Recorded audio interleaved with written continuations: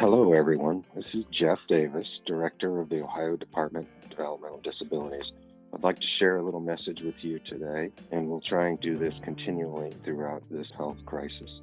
But I wanted to start today as we began talking about that and those that matter the most to us, and that's the individuals that we support. And as all of you know, we took some steps early on to keep people at home, consistent with the governor's message, and we changed in different ways in doing that, but we've asked a lot of you as our residential providers, to keep the individuals at home and keep them safe. That's consistent for this reason, and that was to limit the exposure to this health crisis. And if we can keep folks at home and support you, then we can limit their exposure, and the individuals we serve have a better chance of surviving this crisis and whole, healthy, and otherwise. And we know the crisis is going to get harder as we move forward. It's going to tax you even more.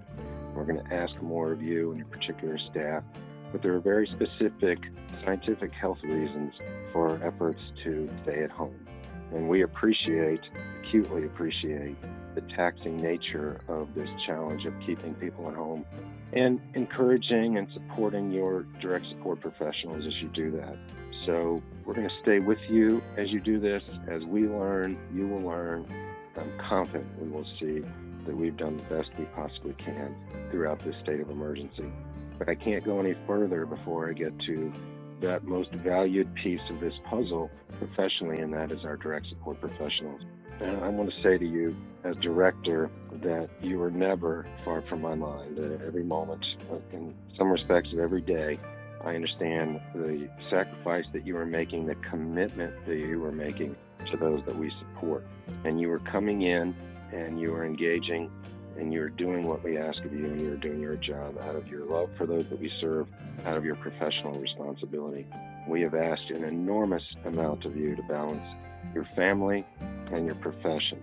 And we're going to continue to ask you that of you because it's essential. You are necessary to our success in every possible way. And I want you to know that we appreciate that, and we're going to continue to find ways to support you in doing that. Know that we're with you, and that what you do and the ways that you do it matter the most. And so I ask of you, particularly our direct support professionals, wherever you are, in whatever facet of the provision of residential services that you provide, know that we care about you and that we are with you and that we are trying. We are trying to support you in the best ways that we can. So I want to back up for a moment and give you a sense of what we've tried to do to this point as we move forward. We have waived or relaxed over 30 administrative rules. And while that to you as a direct support professional, you may see that or not see that, but the point to that was so that we can increase our flexibility almost immediately, so that we can improve the structure throughout our system, particularly our provider structure, to make sure that we can get paid on time, get paid quicker, that we can hire staff quicker, that we can provide, really it is reducing the regulatory burden on our provider agencies so that we can focus primarily on the health and safety of the individuals we support, and by doing that, to making your jobs as easy as they can be, given the context of our crisis. And so that's our goal. That's what we have done to this point as we continue to try and put that structure in place for when this increasing surge happens of number of individuals throughout our country, but certainly right within our system, right, ultimately that are affected in one way or another. So we'll continue on that, and we'll continue to try and support our provider base in different ways as we go forward in doing that, but knowing that it's ultimately for the individuals and then for you on the ground that are helping, we can make this simpler. So know that we appreciate you, that all of our affection, is to you and to our provider agencies.